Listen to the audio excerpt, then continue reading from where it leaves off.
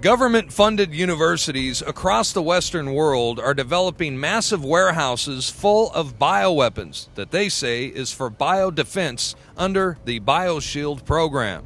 Airborne Ebola, smallpox, bubonic plague, bird flu, and the H1N1 superbug are being weaponized and kept in moderately secured facilities like at the Galveston National Laboratory on the campus of the University of Texas. Now, this may be one of the biggest threats we now face, as the risk of a deadly virus escaping one of these laboratories and starting a global pandemic, well, it is a clear and present danger. Weaponized airborne Ebola, super weaponized viruses and bacteria that kill over 90%, 9 out of 10 people on your street dead. The National Research Council, which is an arm of the National Academy of Sciences, released a report concerning potential hazardous risk associated with the new multi-million-dollar infectious disease research lab currently under construction in Kansas. It's located only 120 miles west of Kansas City. It's called the National Bio and Agro Defense Facility, and even though it's a Level 4 biolab, which is the highest secured rating issued by the CDC, the expert panel found that there is nearly a 70% chance that a disease will escape the laboratory during its planned 50-year operational lifespan.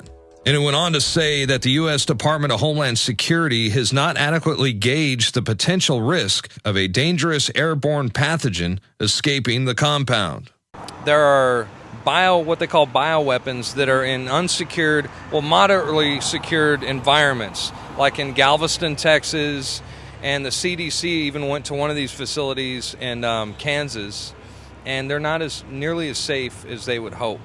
And they even said, the CDC even said the one in Kansas has a 70% chance of some dangerous virus getting released. I mean, what are the bylaws in keeping them safe? I don't think there's anything even designated to making sure that they're safe. It's it's that gray area of the world that nobody really thinks about, but is. Yes. Like, so you think it's a clear and present danger that we should try to prepare for, something like that? I think everybody should always be prepared for anything. You know, it's like hope for the best, prepare for the worst. That's right. Can you imagine the awakening that's going to happen if they release those bioweapons? After we've warned people so much, God Almighty, I hope the next phases of what we've broken down don't happen. God Almighty, I hope they don't. But I know one thing, I'm sure selfish. I've sure gotten my family ready. Do you think it's wise for people that collect food and they have stockpiles of food and stuff like that just in case of emergency and have a place to go just in case something like this were to happen? I don't have anything stockpiled.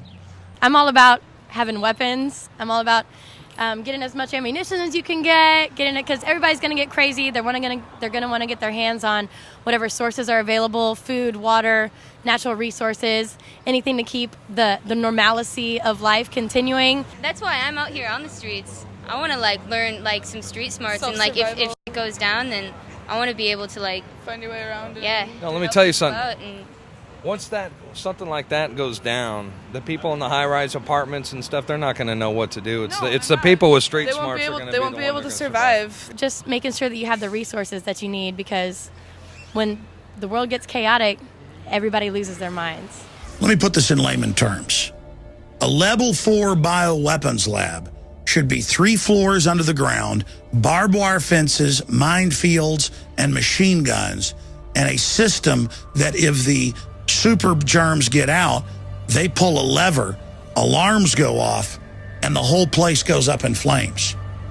But instead, the global elite are storing it in level 2 facilities like the University of Texas at Galveston, behind a glass door with a swipe card, right there in Petri dishes. And they're doing this so that when they release it to massively reduce population, they can claim it was an accident.